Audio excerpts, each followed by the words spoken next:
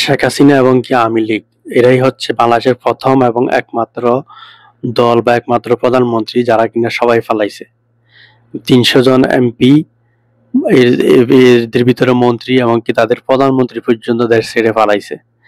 এমনকি সবাই এখন পলাতক আছে বলা যায়। এর ভিতরে কিছু গ্রেফতার হয়েছে আর কিছু গ্রেফতার হওয়ার পথে আছে। এমনকি শেখ হাসিনা নিয়োগ দেওয়া বাইতুল মোকাররমে খতিব পর্যন্ত ফালাইছে। অর্থাৎ তাদের ভিতরে সৎ কেউ নেই এটা বলা যায়। যদি সৎ কেউ থাকতো তাহলে ফালানোর প্রয়োজন হতো না। পুরো দলটা এতটুকুই অসৎ, যার কারণে তারা সরকার পতনের সাথে সাথে একটা লোকও আর বাকি নেই ফালানোর। যারা যারা অপকর্মের সাথে জড়িত ছিল সবাই ফালাইছে। হয়তো ছোটখাটো কিছু নেতা কর্মী এখনো আছে। তো এই দলটাই হচ্ছে বাংলাদেশের সবচাইতে নিকৃষ্ট দল, যার কারণে তাদেরকে ফালাইতে হয়েছে। এরা গণহত্যাকারী দল, এরা সবচাইতে দুর্নীতিবাজ দল, বাংলাদেশের একমাত্র দল আওয়ামী লীগ।